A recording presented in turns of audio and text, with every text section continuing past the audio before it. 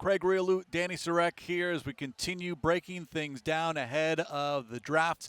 It will be here before we know it, and it's good that we're here because we're learning not just about first-round talent, but second, third round, and just how deep this draft class is at positions not wide receiver and offensive line. And learning about the importance of also role players. Craig, the Cardinals have 11 draft picks, 6 in the top 100. Not every single pick can be a wide receiver or an offensive tackle the way that we're talking about so heavily with that 4th overall pick.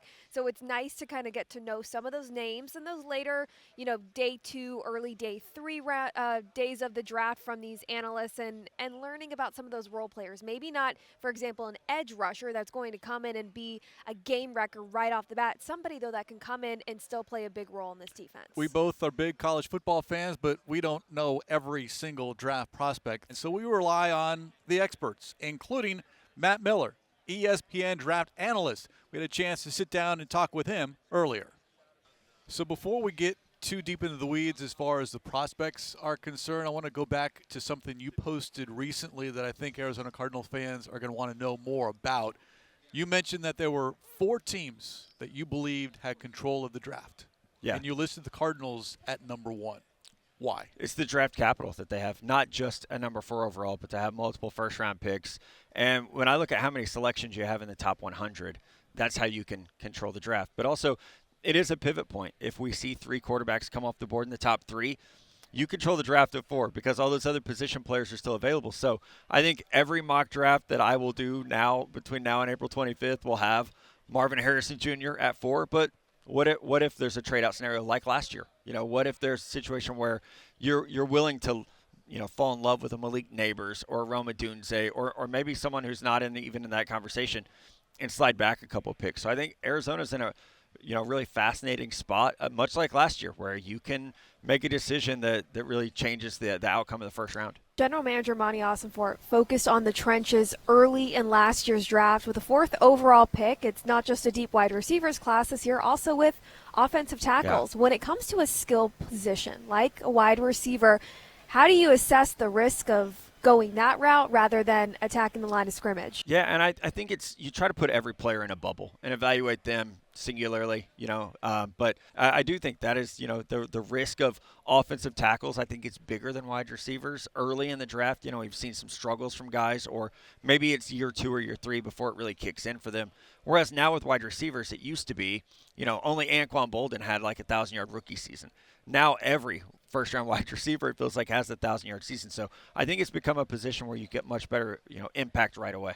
We've focused a lot on the first round because the Cardinals do have a pair of picks, but day 2, 2nd and 3rd round, as deep as this draft class is at a number of different positions, how much that draft capital can the Cardinals fill some needs, fill some holes on both sides of the line of scrimmage? Yeah, I think this draft is so deep throughout the first 3 rounds to where you should be walking away with multiple starters, right? And I think also, you're drafting early in the round for a reason. You've got some holes on your roster that have to be filled. This is a year where, yes, you can get that marquee wide receiver at 4. I believe it's 27 overall is the second one. You could get an impact defender at 27. But then in rounds 2, you can continue to fill out the offensive and defensive lines, which are really strong on round 2 and round 3, So I think that's where you start to look at those pockets of value in the draft. Offensive guard in round 2 and round 3 is going to be a sweet spot. Defensive tackle in round 2 and round 3 is going to be another one that's going to be pretty deep. Some of the bigger names are here at the NFL Scouting Combine, but not participating in workouts, maybe not going through medicals.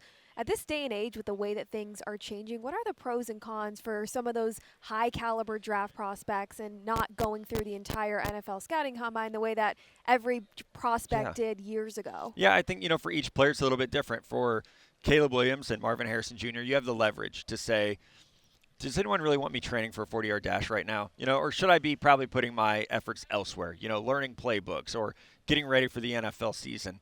For other guys, it's been a longer season now. The college football season takes a lot longer. So having that time to really rest, recover, and then train to basically be a track athlete at the combine is very different than what they've been doing their entire life. So I think that is one area where I don't have as much of an issue with it as maybe some people do. But you do understand the mentality, especially of like a Marvin Harrison Jr., who has said, I'm going to be a football player. I'm not going to spend the next 3 months running in a straight line. I'm going to be ready for week 1 of the NFL season. I respect that mentality a lot.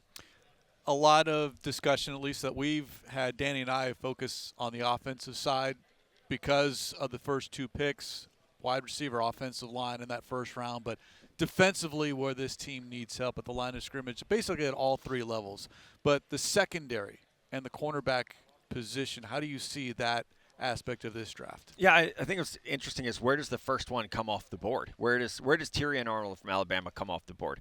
You're probably hoping it's a little bit later because that's going to push more good players down to where you're at 27. So, Quinyon Mitchell from Toledo is a riser throughout this process. Ennis Rakeshaw from Missouri, similar riser. Nate Wiggins from Clemson is going to test really, really well here. So I think at 27 you're looking at, there might be the 2 corners are off the board at that point only.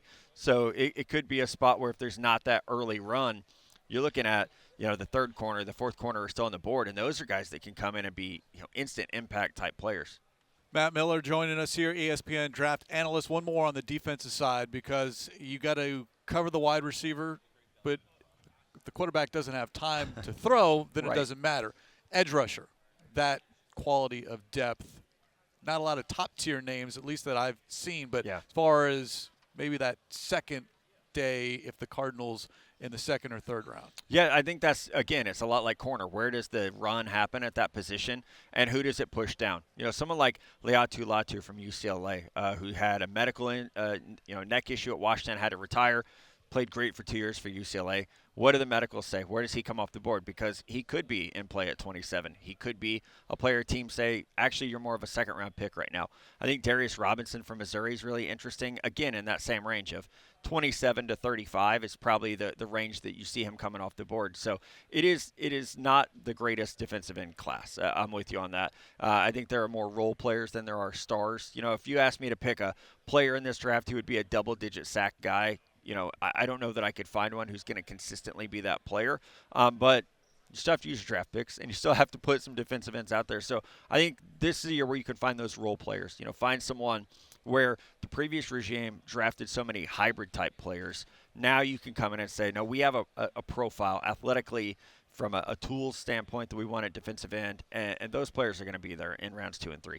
Appreciate the time. Love the work on ESPN. Thank you, guys. I appreciate that.